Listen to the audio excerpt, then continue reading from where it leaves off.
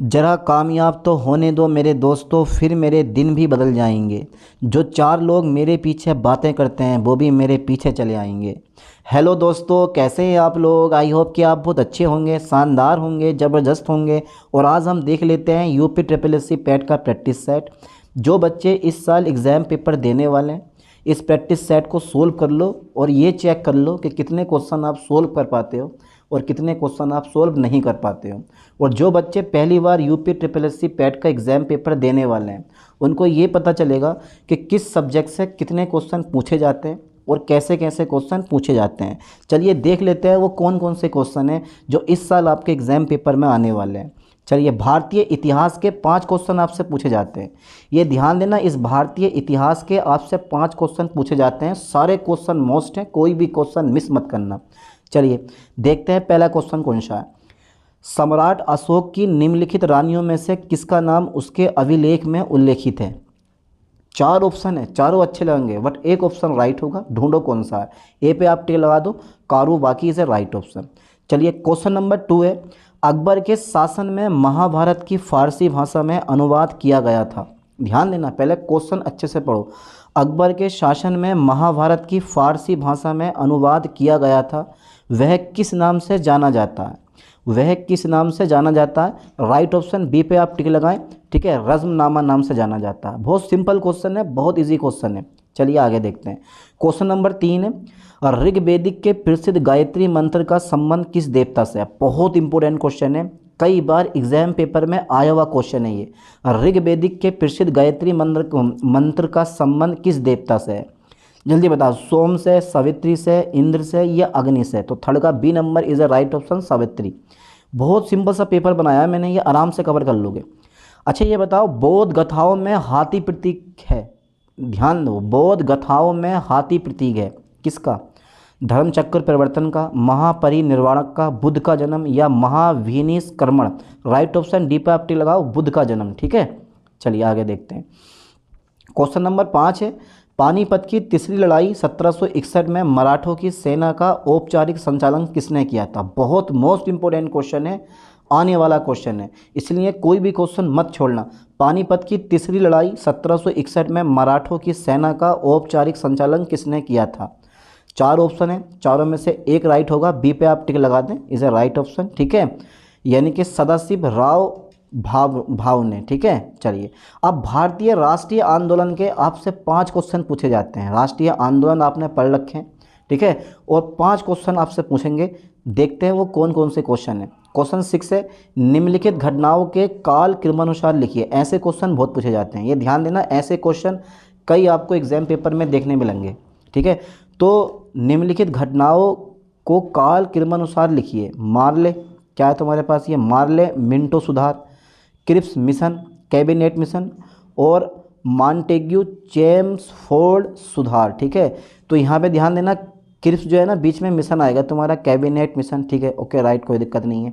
चलिए, निम्नलिखित कूटों में से सही विकल्प चुनिए। एक विकल्प राइट है और वो कौन सा, जरा देख लो से करके। सी पर आप टिक लगा दें, 1 4 2 3 इज द राइट ऑप्शन। ठीक है, चलिए मैं आगे बढ़ाता हूँ। क्वेश्चन नंबर 7 है, संस्था और संस्थापकों के संबंध में निम्नलिखित में से कौन सा युग्म सम्मिलित नहीं है?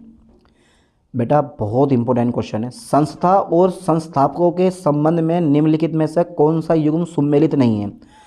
4 ऑप्शन, एक राइट होगा और वो है तुम्हारे पास डी नंबर 7 का डी होना चाहिए मेरे ख्याल से। हाँ, यही राइट ऑप्शन है, इंडियन एसोसिएशन NM जोशी। ठीक है, द राइट ऑप्शन। अच्छा क्वेश्चन नंबर 8 है, पढ़ो।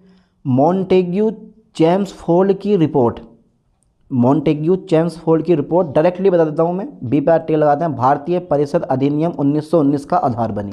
ठीक है, ऐसे क्वेश्चन बहुत पूछे जाते हैं, बहुत इंपॉर्टेंट क्वेश्चन है यार, ये बहुत इंपॉर्टेंट क्वेश्चन है।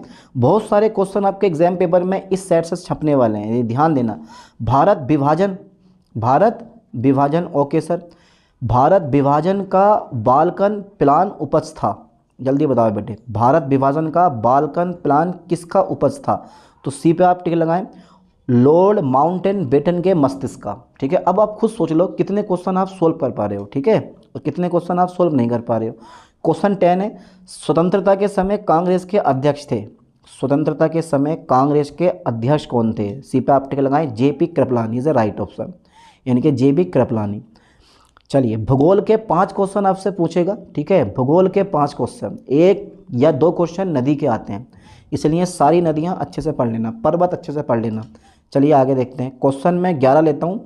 नंदा देवी चोटी कहाँ पर प्रेजेंट है? नंदा देवी चोटी असम हिमालय का भाग है, कुमाऊं हिमालय का भाग है, नेपाल हिमालय का भाग है, या फिर पंजाब हिमालय का भाग है? तो नंदा देवी चोटी जो होती है उसका राइट ऑप्शन है हमारा बी पे आप टिक लगा दें, कुमाऊं हिमालय का भाग है, ठीक है। अच्छा, एक और है क्वेश्चन नंबर 12, रावी नदी पर जो योजना क्रियान्वित की गई है उसे हम क्या बोलते हैं? टिहरी बांध योजना कहते हैं? नहीं कहते हैं। थीन बांध योजना कहते हैं, is a right option, B पे आप टिक लगाते हैं, वार्मे का B is a right option. चलिए, तो देखो अच्छे लग रहे हैं ना क्वेश्चन? हाँ, सारे क्वेश्चन अच्छे हैं। निम्नलिखित में से कौन सा राज्य 7 सिस्टर में सम्मिलित नहीं है? अब जरा पहले मुझे ये बताओ, जो 7 सिस्टर हैं उनकी शॉर्ट ट्रिक क्या है? भारत में जो भारत को जो 7 सिस्टर के नाम से जाना जाता है उनकी ट्रिक क्या है? ट्रिक बताओ सिर्फ। पर बट इसमें जो है ना, Sikkim is a right option, Sikkim जो है वो 7 सिस्टर में नहीं आता, ठीक है। चलिए आगे देखते हैं, क्वेश्चन नंबर 14 है, काजीरंगा नेशनल पार्क कहाँ पर प्रेजेंट है? काजीरंगा, चलिए एक ऑप्शन और बचा है, बोर्ड दिखा दूँ मैं आपको। लो साहब, असम में है, उड़ीसा में है, गुजरात में है, या राजस्थान में? काजीरंगा नेशनल पार्क कहाँ पर प्रेजेंट है? तो 14 का राइट ऑप्शन सी पर आप टिक लगा दो, राजस्थान में, ठीक है। चलिए आगे देखते हैं। अच्छा, ये बताओ 15वां क्वेश्चन देखो, आप 15वां क्वेश्चन चेक करो, और ये 15वां क्वेश्चन आपसे क्या कहता है, ठीक है। देश की निम्नलिखित प्रमुख नदियों एवं उनके उद्गम स्थलों के एक साथ जोड़ बनाइए, ठीक है। तो सतलुज नदी कहाँ से निकलती है? झेलम, कोवरी, ठीक है, और नर्मदा। देखो जरा इसका राइट ऑप्शन कौन सा है? मिला?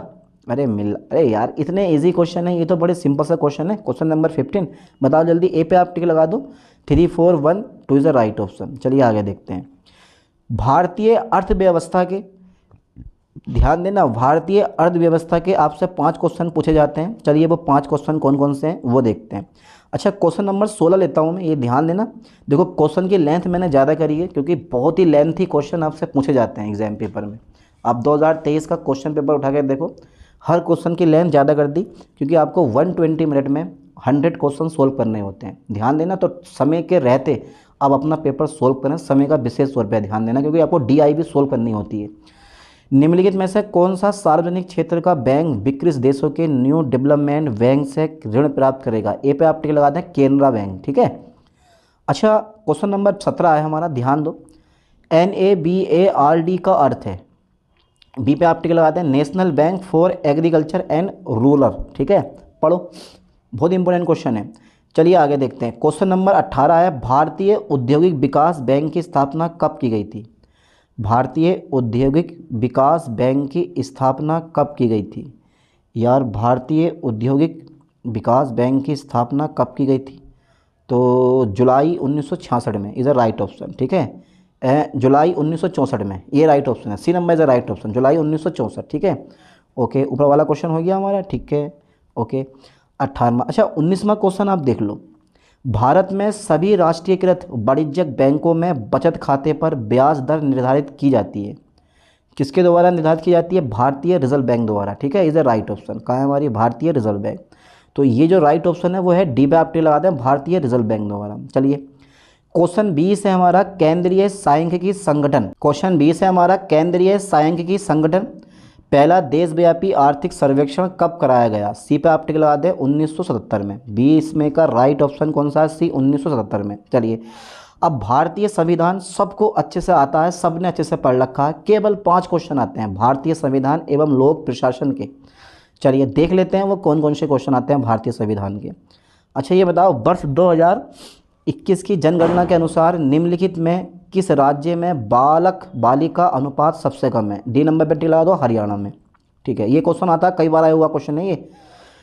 भारत की पार्लियामेंट का उद्घाटन कब हुआ था? यानी कि भारत की पार्लियामेंट का उद्घाटन किस सन में हुआ था? किस सन में हुआ था? जल्दी बताओ बेटा, बी पे टिक लगा दो आप, 1927 में।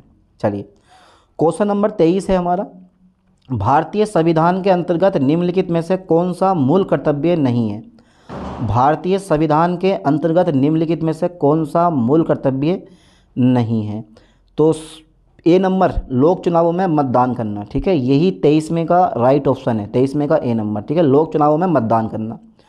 चलिए क्वेश्चन नंबर 24 है हमारा, धन विधेयक भारतीय संविधान में, यानी कि धन विधेयक, क्वेश्चन नंबर 24 हमारा ये रहा, ठीक है, धन विधेयक भारतीय संविधान के किस अनुच्छेद में परिभाषित किया गया है?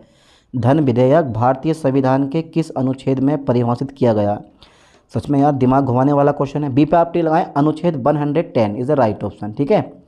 अच्छा क्वेश्चन 25 है, निम्नलिखित अनुच्छेदों में से कौन एक राज्य सरकार को ग्राम पंचायतों को संगठित करने के लिए निर्देशित करता है? बी नंबर पे टी लगाएं, अनुच्छेद 25 का राइट ऑप्शन कौन सा है? बी। चलिए अब जरा ध्यान देना, सामान्य विज्ञान के आपसे 5 क्वेश्चन पूछता है। 10th क्लास की विज्ञान आपने अच्छे से पढ़ रखी है, बस वही जो है बायोलॉजी, फिजिक्स एंड केमिस्ट्री तीनों पढ़ लो, उसी में से क्वेश्चन निकलते हैं बाहर, ठीक है। 5 क्वेश्चन पूछेगा आपसे।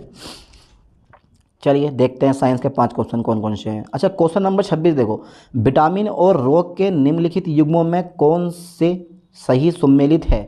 तो विटामिन ए की कमी से रिकेटस होता है, विटामिन बी की कमी से बेरी बेरी होता है, विटामिन सी की कमी से स्कर्वी होता है। 2 सही हैं, 2 सही हैं। विटामिन बी की कमी से वेरी वेरी रोग होता है, विटामिन सी की कमी से स्कर्वी रोग होता है, बट विटामिन ए की कमी से रतौंधी होता है, ना कि रिकेटस विटामिन डी की कमी से होता है। इसका मतलब है तो कौन सा सही है? तो सेकंड और थर्ड हमारे राइट हैं। बी पे आप टिक लगाते हैं, इसे राइट ऑप्शन। सेकंड और थर्ड हमारे कैसे राइट है, बाकी ए हमारा गलत है, ठीक है। चलिए आगे देख लेते हैं।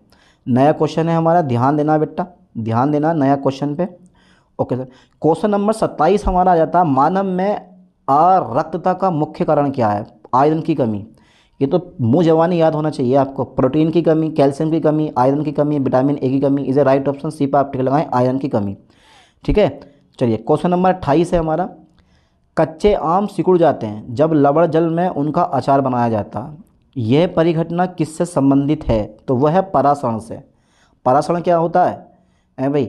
यानी कि विलायक के अणुओं का, ठीक है, कम सांद्रता वाले विलयन से अधिक सांद्रता वाले विलयन की ओर अर्धपारगम्य झिल्ली द्वारा स्वाता प्रवाह परासरण कहलाता है।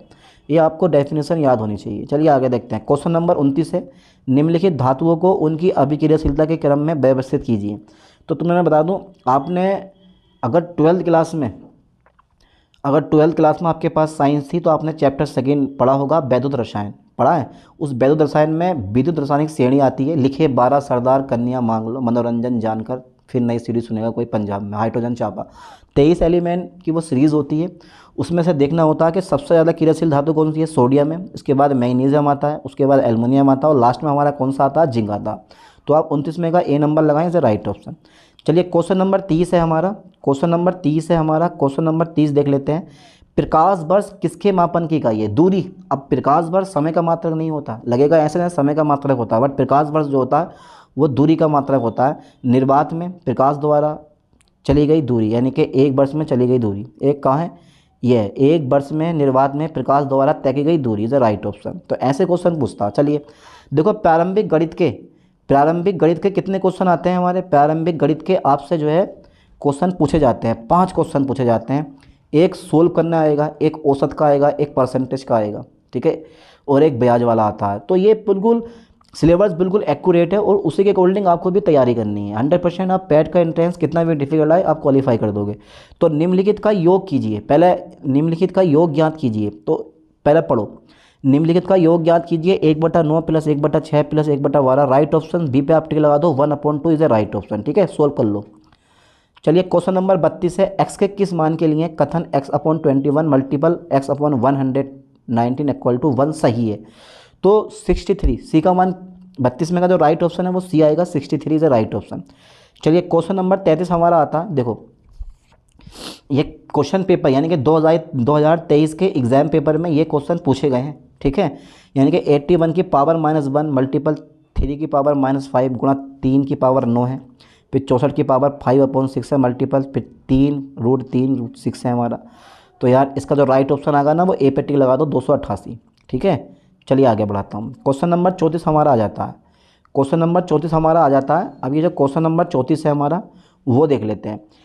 किसी कक्षा में 9 छात्र और कुछ छात्राएं हैं, किसी परीक्षा में छात्रों के प्राप्तांकों का औसत 12 है और छात्रों के प्राप्तांकों का औसत 14 है। यदि सभी छात्रों के कुल प्राप्तांकों का औसत 13.1 है तो कक्षा में कुल छात्रों की संख्या कितनी होगी? कुल छात्रों की संख्या कितनी होगी क्या? बढ़िया होगी, शानदार होगी। तो सी पर आप टिक लगाएं, ये वाला 20 होगी। ठीक है, 20 is a right option. Okay okay sir, 20 is a right option.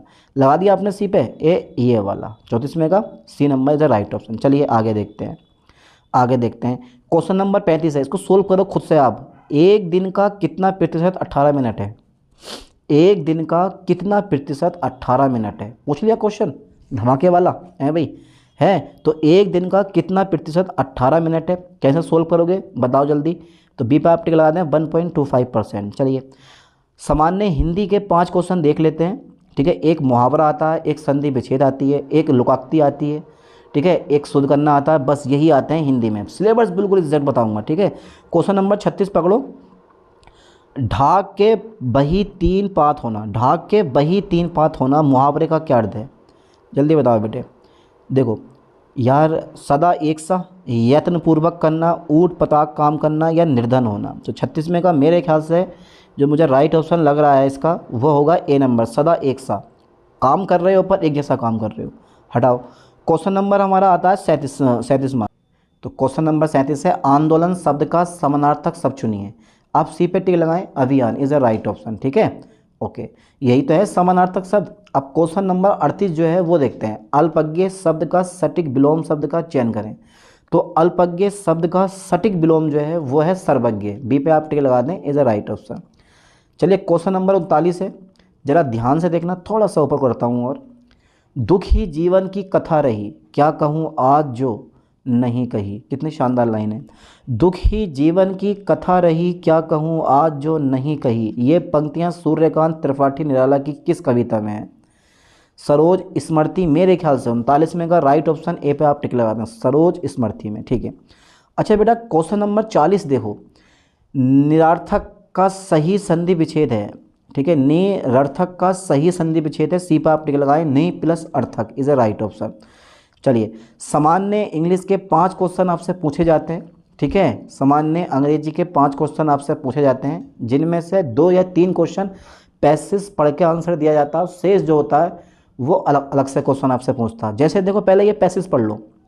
ठीक है, एक पैसेज नंबर एक, क्वेश्चन नंबर 41 से और 43 तक आपको आंसर देने हैं। पहले पढ़ो, an old man with steel rimmed. ठीक है, पढ़ो, लो आगे भी पढ़ो, ये सब पढ़ लो, पढ़ ले पैसेज। ठीक है, पढ़ा, ओके वेरी गुड।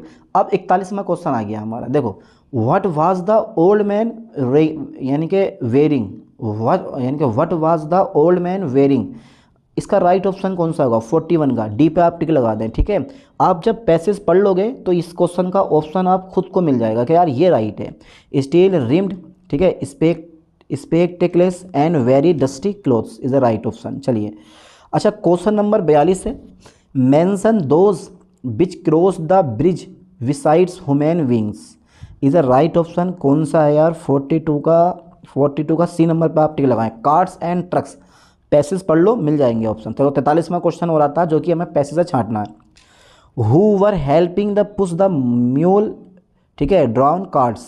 तो राइट ऑप्शन 43 का कौन सा होना चाहिए? डी पे आप टिक लगा दें, शोल्डर्स। ठीक है, चलिए शोल्डर्स।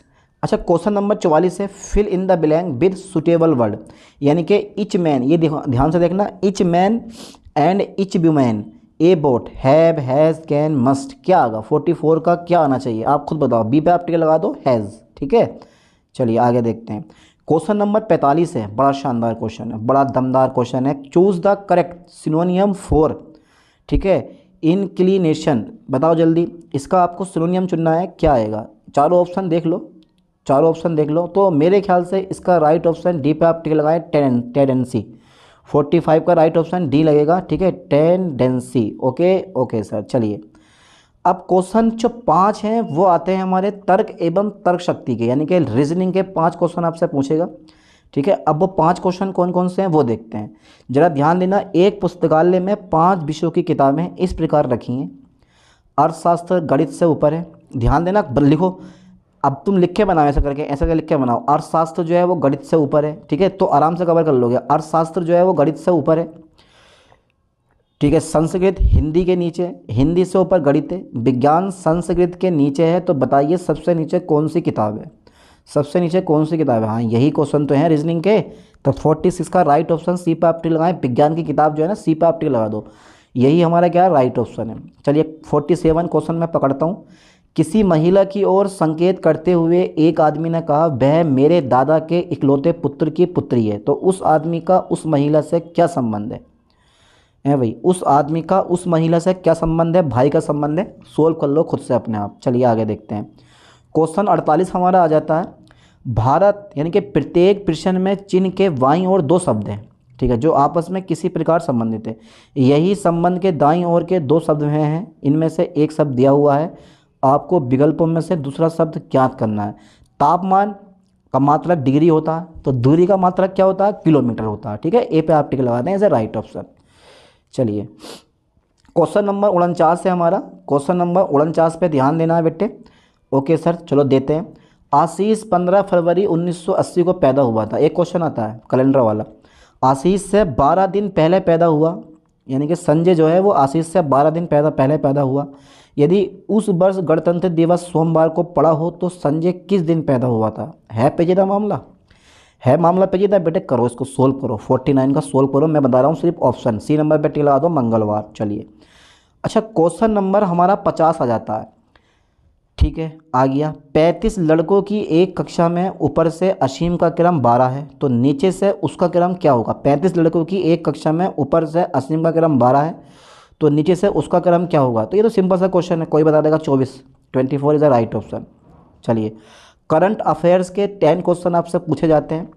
एक साल तक या 6 मंथ तक की करंट अफेयर्स आपके पास आएगी। ठीक है, और करंट अफेयर्स अच्छे से तैयार कर लो, सारे मोस्ट इंपोर्टेंट क्वेश्चन, लगे कि हाँ यार यही क्वेश्चन एग्जाम पेपर में आने वाले हैं। क्वेश्चन 21 है, किस सुंदरी ने मिस यूनिवर्स इंडिया 2025 का खिताब जीता। एक सुंदरी है, ठीक है, जिसने मिस यूनिवर्स इंडिया 2025 का खिताब जीता, हुआ है मनिका विश्वकर्मा। ठीक है, इज ए राइट ऑप्शन। बहुत बढ़िया क्वेश्चन है। अच्छा क्वेश्चन नंबर 52 है, किस देश की महिला क्रिकेटर सोफिया डंकले ने जुलाई 2025 के लिए ICIC यानी कि ICC player of the month का सम्मान जीता है। क्या लग रहा है, इंग्लैंड की। 52 में का हो सकता है भाई, 52 में का इज़ ए राइट ऑप्शन कौन सा है, बी नंबर। ठीक है, B number is a right option, England. ठीक है, ये तो बहुत सिंपल सा क्वेश्चन था। चलिए क्वेश्चन नंबर 53 है हमारा, प्रतिवर्ष दुनिया भर में अंतर्राष्ट्रीय युवा दिवस कब मनाया जाता है। 12 अगस्त को है भाई, 12 अगस्त को, हाँ 12 अगस्त को मनाया जाता है। एक दिवस पक्का आता, एक या दो दिवस आपसे एग्जाम पेपर में पूछे जाएंगे। हाल ही में कौन अंतर्राष्ट्रीय सौर गठबंधन यानी कि हाल ही में कौन अंतर्राष्ट्रीय सौर गठबंधन से जुड़ने वाला अब तक का 107वां सदस्य देश बना हुआ है। Moldova is a right option. भाई करंट अफेयर्स के क्वेश्चन देख लो आप, ऐसे ऐसे क्वेश्चन पूछे जाते हैं एग्जाम पेपर में, तो मिस मत करना कोई भी क्वेश्चन। केंद्र सरकार ने हाल ही में किसे क्षमता निर्माण आयोग CBC के नए अध्यक्ष के रूप में नियुक्त किया है। राजीव नंदन, राधा चौहान, मेरे ख्याल से 55 में का ए नंबर। ठीक है, राधा चौहान। ठीक है, सिंपल सा क्वेश्चन है। चलिए आगे बढ़ाते हैं। 56 में आ गया, 71वें नेशनल फिल्म अवार्ड में किसे सर्वश्रेष्ठ अभिनेत्री का पुरस्कार मिला है, और वह है हमारी Rani Mukherjee, is a right option. चलिए क्वेश्चन नंबर 57 है, प्रतिवर्ष 29 जुलाई को किस जीव के बारे में जागरूकता फैलाने के उद्देश्य से दुनिया भर में एक दिवस मनाया जाता है। वो है बाघ, बाघ इज ए राइट ऑप्शन। अच्छा क्वेश्चन नंबर 58 है, ट्रेवल लीजर की टॉप 10 एयरपोर्ट लिस्ट में भारत के किस एयरपोर्ट के स्थान मिला है। यानी कि ट्रेवल लीजर की टॉप 10 एयरपोर्ट लिस्ट में भारत के किस एयरपोर्ट को स्थान मिला है। वो है बी नंबर पर टिक लगाएं, छत्रपति शिवाजी महाराज अंतर्राष्ट्रीय एयरपोर्ट। चलिए क्वेश्चन नंबर 59 देख लेते हैं। जुलाई 2025 में भारत ने किस देश के साथ फ्री ट्रेड एग्रीमेंट पर हस्ताक्षर किए थे। वो थे Britain, is a right option. ठीक है, ओके। क्वेश्चन नंबर 60 है, किस देश ने, क्वेश्चन नंबर 60 है, किस देश ने दुनिया का सबसे ताकतवर फ्लोटिंग विंड, ठीक है, टरबाइन लॉन्च की है। तो ऑप्शन पहले देखो कौन कौन सा, एक जापान है, दक्षिण अफ्रीका है, चीन है और भारत है। तो चीन इज़ ए राइट ऑप्शन। ठीक है, चीन ने करी है। अच्छा ये बात है। अब सामान्य जागरूकता के 10 क्वेश्चन आपसे पूछे जाते हैं, और वो कौन कौन से क्वेश्चन हैं देख लेते हैं। अच्छा क्वेश्चन नंबर 61 है हमारा, निम्नलिखित में से कौन उत्तर प्रदेश में नहीं है। एक चीज़ है जो उत्तर प्रदेश में नहीं है, डी पे आप टिक लगाते हैं, नेशनल जियोफिजिकल रिसर्च इंस्टीट्यूट। ठीक है, अच्छा ये बताओ क्वेश्चन नंबर 62, शब्द टी किस खेल के साथ जुड़ा हुआ? तो शब्द टी जो होता है वो गोल्फ के साथ जुड़ा होता है। ठीक है, किसके साथ? गोल्फ के साथ क्या होता है बेटे, ये जुड़ा होता है, हमेशा ध्यान देना। चलिए आगे देखते हैं। क्वेश्चन नंबर 63 है, भारत में प्रत्येक वर्ष 28 फरवरी राष्ट्रीय विज्ञान दिवस के रूप में मनाया जाता है। इस दिन क्या हुआ था? सी पे टिक लगा दो। 1928 में सीवी रमन ने वह खोज की थी जिसके बाद में रमन प्रभाव कहा गया था। ठीक है, और उन्हीं की याद में 28 फरवरी को क्या मनाया जाता है? राष्ट्रीय विज्ञान दिवस मनाया जाता है। ओके, क्वेश्चन नंबर 64 है हमारा, इंडिया विंस फ्रीडम पुस्तक के लेखक कौन है? बी पे आप टिक लगा दें, मौलाना अबुल कलाम आज़ाद। ठीक है, इज अ राइट ऑप्शन। चलिए क्वेश्चन नंबर 65 है, शंभू महाराज संबंधित हैं शास्त्रीय नेत्र से। 65 में का ए नंबर। ठीक है। अच्छा क्वेश्चन नंबर 66 है हमारा, भारत में साहित्य के क्षेत्र में श्रेष्ठ प्रदर्शन के लिए निम्नलिखित में से कौन सा पुरस्कार प्रदान किया जाता है? तो बेटा ये जनरल अवेयरनेस के 10 क्वेश्चन आते हैं, ध्यान देना। भारतीय ज्ञानपीठ पुरस्कार इज द राइट ऑप्शन। ठीक है। चलिए क्वेश्चन नंबर 67 है, सुगम संगीत गायन शैली हेरी एक श्रृंगारिक रचना है, किस चीज़ की रचना है? बुंदेलखंड की, मिथिया की, ब्रज की या मगध क्षेत्र की? तो 67 का जो राइट ऑप्शन है वो सी पर आप टिक लगा दें, ब्रज क्षेत्र से। ठीक है। चलिए क्वेश्चन नंबर 68 है, संयुक्त राष्ट्र जलवायु परिवर्तन सम्मेलन COP25 कहाँ आयोजित किया गया था? मॉस्को में, नई दिल्ली में, मैड्रिड में, लंदन में? तो बी पे आप टिक लगा सकते हैं। 68 का राइट ऑप्शन सी है, मैड्रिड में किया गया था। 68 में का C number is a right option. ठीक है। अच्छा क्वेश्चन नंबर 69 है, स्पाइसेस बोर्ड ऑफ इंडिया किस केंद्रीय मंत्रालय के अंतर्गत आता है? स्पाइसेस बोर्ड ऑफ इंडिया किस केंद्रीय मंत्रालय के अंतर्गत आता है? बताइए जरा बेटा, किसके अंतर्गत आता है? बड़ा पेचीदा मामला है इस क्वेश्चन का, तो यार मेरे ख्याल से डी नंबर होना चाहिए, वाणिज्य और उद्योग। हाँ यही है इसका राइट ऑप्शन। क्वेश्चन नंबर 70 है, संयुक्त राष्ट्र की नवीनतम सरकारी भाषा है। संयुक्त राज्य की नवीनतम, ठीक है, सरकारी भाषा है। 70 का क्वेश्चन का जो राइट ऑप्शन है वो बी पे टी लगाएं, अरबी। चलिए क्वेश्चन नंबर हमारा देखो, गद्यांश आते हैं हमारे दो 5-5 नंबर के, यानी कि 10 नंबर के गद्यांश आपसे पूछे जाते हैं। गद्यांश को पहले अच्छे से तैयार करना, टाइम का विशेष तौर पे ध्यान देना, एक ही बार पढ़ना अच्छे से, समय मिले तो दोबारा पढ़ लेना, वरना इतना टाइम होता नहीं है, कभी इसी में फंसे रहो। पहले ये गद्यांश पढ़ लो, इतना पढ़ो। पढ़ लिया? ठीक है। तो गद्यांश देखो 71 से 80 तक नीचे दिए गए दो गद्यांशों पर आधारित 5-5 प्रश्न दिए गए हैं। इन गद्यांशों को ध्यान से पढ़िए और प्रत्येक के उत्तर के लिए दिए गए 4 विकल्पों में से उचित विकल्प का चयन कीजिए। तो गद्यांश पहला है, वास्तव में हृदय वही है जो कोमल भावों और स्वदेश प्रेम से ओतप्रोत हो। गद्यांश भी कुछ ईजी नहीं आते हैं, पढ़ना ही भाई पड़ जाता है। तो गद्यांश फर्स्ट पढ़ो। चलो पढ़ लिया? ठीक है। अब जरा क्वेश्चन नंबर मेरा 71 है, ध्यान देना। देश प्रेम का अंकुर विद्यमान है सभी मानवों में, सभी पक्षियों में, सभी प्राणियों में, सभी पशुओं में, सभी पक्षियों में इज द राइट ऑप्शन। 71 का B number is the right option. चलिए क्वेश्चन नंबर 72 देखते हैं, सच्चा देश प्रेमी परीक्षा की कसौटी पर खरा उतरता है। ठीक है, बाकी ऑप्शन खुद से पढ़ लो। अच्छा क्वेश्चन नंबर 73 है, देश प्रेम का अभिप्राय है देश के प्रति कोमल भावों का उदय, या देश के प्रति व्यक्ति का स्वाभाविक ममतम, या देश रहित के लिए शत्रु से संघर्ष करना, या अनथक प्रयत्न करके देश का निर्माण करना। तो इसका आंसर पैसेज से मिलेगा, पढ़ो जरा सही करके। 73 का राइट ऑप्शन डी पर आप टिक लगा दें, देश के प्रति व्यक्ति का स्वाभाविक ममत। चलिए क्वेश्चन नंबर 74 है, संध्या का समय, यानी कि संध्या समय पक्षी अपने घोंसले में वापस चले जाते हैं क्योंकि दिन भर घूमकर वो थक जाते हैं। है भाई? अबे यार। बी नंबर, उन्हें रात को आराम करना है, जानवर भी अपने निवास स्थान को चले जाते हैं, उन्हें अपना नीड़ प्यारा होता है। D number is the right option. ठीक है। चलिए 75 में देखते हैं, वही देश महान है जहाँ के लोग शिक्षित और प्रशिक्षित हैं, बेरोजगार तथा निरुद्यामी नहीं है, कृषि और व्यापार से धनार्जन करते हैं, त्याग और उत्सर्ग में सदा आगे रहते हैं। तो 75 का राइट ऑप्शन डी पर आप लगाओ, त्याग और उत्सर्ग में सदा आगे रहते हैं। अच्छा गद्यांश सेकेंड है, 5 क्वेश्चन इसके भी हैं, पहले ये गद्यांश पढ़ लो। मानव बुद्धि तथा हृदय दोनों ही रखता है, ये बात बिल्कुल सही है, मानव बुद्धि तथा हृदय दोनों ही रखता है। वह अपनी बुद्धि की सहायता से विचार, तर्क तथा उपयोगी ज्ञात की सृष्टि तथा प्रसार करता है और हृदय की सहायता से अनुभवों तथा भावनाओं को संजोता और संभालता है। चलिए ये गद्यांश पढ़ लो, पहले पढ़ लिया? ठीक है। अब इसका अगला क्वेश्चन देखें 76वां। ठीक है, पहले गद्यांश पढ़ लो। मनुष्य के जीवन में बुद्धि तथा हृदय दोनों एक दूसरे के पूरक हैं। पहले ऑप्शन पढ़ो। पढ़ो 76 का राइट ऑप्शन कौन सा होगा? डी पे आप टिक लगा दो, दोनों का विशेष महत्वपूर्ण स्थान है।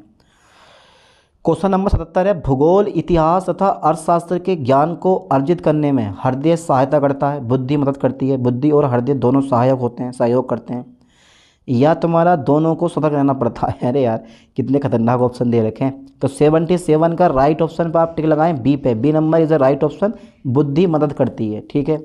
अच्छा, क्वेश्चन नंबर 78 है हमारा, किसी कार्य को सफलतापूर्वक करने के लिए बुद्धि की कम आवश्यकता रहती है। अच्छा, सतत मेहनत की ज़रूरत होती है, ये बिल्कुल चीज़ है, वे बहुत सतत मेहनत की ज़रूरत होती है। 78 में का मेरे ख्याल से बिना पैसे से पढ़े मैं बता रहा हूँ, 78 का बी नंबर होना चाहिए। 78 का सी नंबर है यार, इसमें बुद्धि का प्राधान्य रहता है। ठीक है, चलिए क्वेश्चन नंबर 79 है, सुंदर तथा आकर्षक प्रकृति दृश्य देखकर हृदय खिल उठता है, बुद्धि प्रसन्न हो जाती है, हृदय पश्चात करने लगता है, बुद्धि विचारशील बनती है। 79 का राइट ऑप्शन कौन सा है बेटा? 79 का राइट ऑप्शन है ए पे आप टिक लगाते हैं, हृदय खिल उठता है। चलिए अच्छा, 80 क्वेश्चन हमारा आ जाता है, गरीब तथा दीन दुखियों को देखकर हृदय पेशोपेश में पड़ जाता है, हृदय दुखी तथा द्रवीभूत हो जाता है, बुद्धि तथा हृदय गतिशील हो जाते हैं, दोनों दुखी हो जाते उठते हैं। तो 80 में का राइट ऑप्शन बी पे टिक लगा दो, हृदय दुखी तथा द्रवीभूत हो जाता है, राइट ऑप्शन है। अच्छा, ग्राफ की व्याख्या करें बेटे आप 81 से 85 तक के। ठीक है, एक बार चार्ट आपको दे रखा है, एक पाई चार्ट आता है, दो तालिका आती हैं, तो डाई बोलते हैं इसको, अच्छे से कवर कर लो। यही वो क्वेश्चन है जो आपको पैट में अच्छे मार्क्स दिलवा कर जाएंगे। डीआई आपकी अगर इनकम्प्लीट है तो अभी से पढ़ना शुरू करो, क्योंकि यहीं से बहुत सारे क्वेश्चन फंसते हैं। 20 क्वेश्चन आते हैं। तो पहले इसमें बार चार्ट दे रखा है 81 से 85 तक, तो वार चार्ट या लाइन चार्ट दोनों में से एक आता है। आजकल तो लाइन चार्ट कर दिया, बार चार्ट कम आ रहे हैं।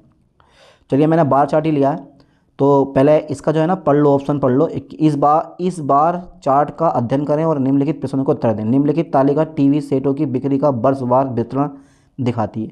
चलिए पहले तालिका पढ़ लो, ये पढ़ लो पहले, तालिका नहीं, बार ग्राफ पढ़ो। देख लिया बार ग्राफ? ठीक है। अब क्वेश्चन नंबर 81 का आंसर बताओ। देखो, जिन जिन को क्वेश्चन सोल्व करना है, ठीक है, वो मैंने दे रखा है कि कैसे कैसे ये क्वेश्चन सोल्व होते हैं, अभी बताऊंगा कहाँ। 2001 से 2002 में टीवी सेटों की बिक्री में कितने प्रतिशत की वृद्धि हुई थी? जल्दी बताओ। 81 का राइट ऑप्शन कौन सा होगा? सी पे आप टिक लगा दो, 122%। C number is the right option. चलिए आगे देखते हैं। तो बेटा क्वेश्चन नंबर 82 है, किन दो वर्षों के बीच टीवी सेटों का अंतर न्यूनतम रहा? किन दो वर्षों के बीच टीवी सेटों का अंतर न्यूनतम रहा? तो 82 का राइट ऑप्शन मेरे ख्याल से होना चाहिए बी, 1999 और 2000। कैसे सोल्व होंगे वो भी मैं बताऊंगा अभी आपको। 83 है, वर्ष 1919 और वर्ष 2001 में हुई टीवी सेटों की बिक्री का योग किस वर्ष की बिक्री के बराबर है? 83 का राइट ऑप्शन ए पे आप टिक लगा दो, 1997। चलिए क्वेश्चन नंबर 84 है, वर्ष 1997 से वर्ष 2002 तक टीवी सेटों की औसत बिक्री कितनी थी? जल्दी बता बेटे, औसत बिक्री कितनी थी? तो बी पे आप टिक लगा दो, 33,500। ठीक है, इज अ राइट ऑप्शन। तो 85वां नंबर देखो जरा से करके, 85वां नंबर देख लो बेटे। ठीक है, वर्ष 1998 में टीवी सेटों की बिक्री का 25% था, वर्ष 1999 में टीवी सेटों की बिक्री का 4% का अंतर क्या है? तो 85 का राइट ऑप्शन सी पे आप टिक लगाएं, 9,000 रुपया। चलिए आगे देखो जरा।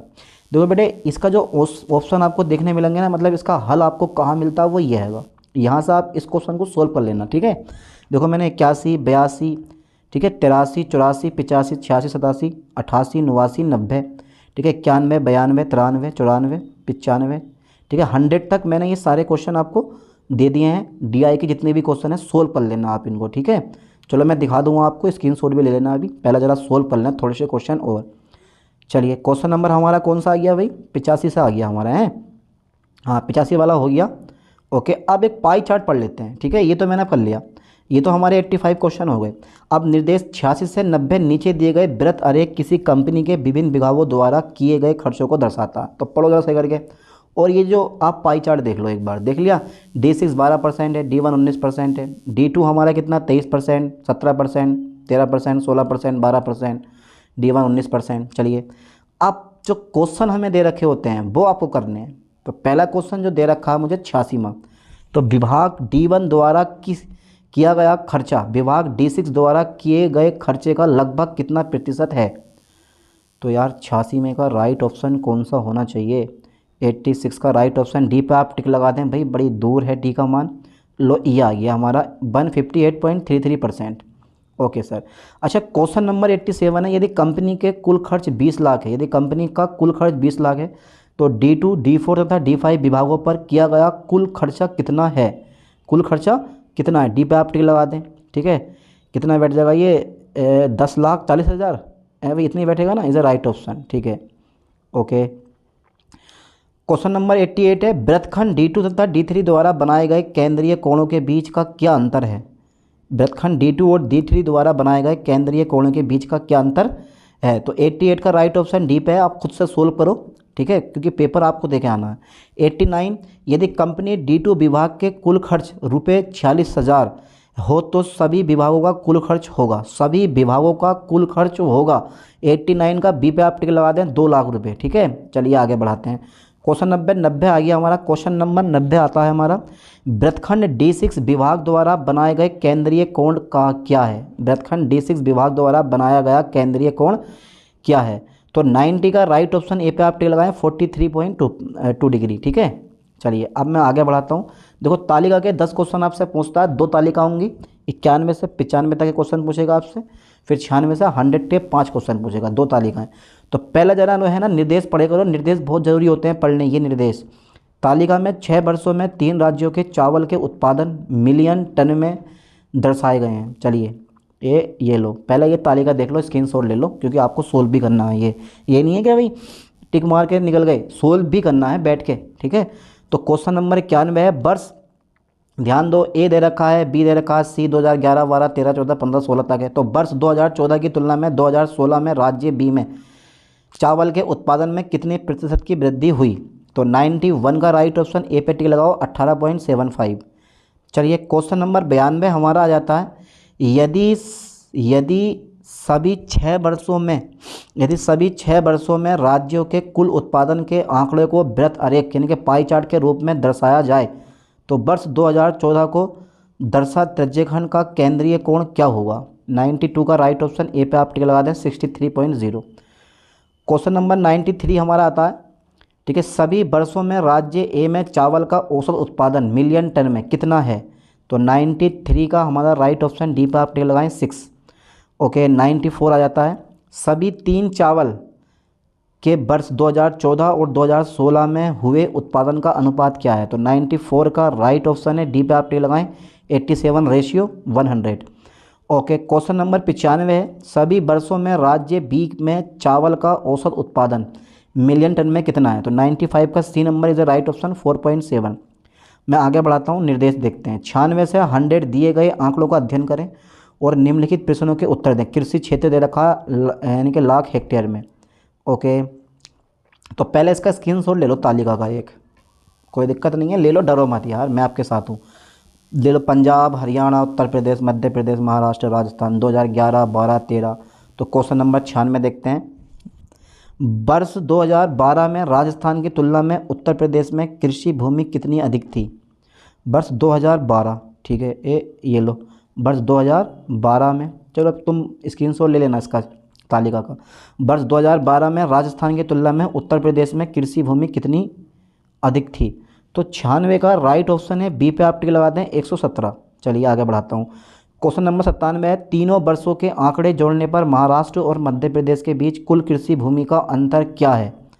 तो ऑप्शन पढ़ो, 190, 34, ठीक है, 190 और क्या हमारा 34, 174, 135। तो राइट ऑप्शन कौन सा बेटा हमारा, जल्दी बताओ, इसका राइट ऑप्शन कौन सा होगा? सोचो ज़रा, दिमाग लगाओ, किसका है हमारा? 97 का। तो 97 का राइट ऑप्शन है, ए पे आप टिक लगा दें, सबसे ऊपर वाला, ठीक है, ये रहा। तो ए 190 इज़ अ राइट ऑप्शन। चलिए क्वेश्चन नंबर हमारा 98 आता है, 2011 की तुलना में वर्ष 2013 में पंजाब में कृषि भूमि में किले प्रतिशत की वृद्धि हुई है, कितने प्रतिशत की वृद्धि हुई है, ये क्वेश्चन है। तो 98 का A number is a right option, 20% की वृद्धि हुई है।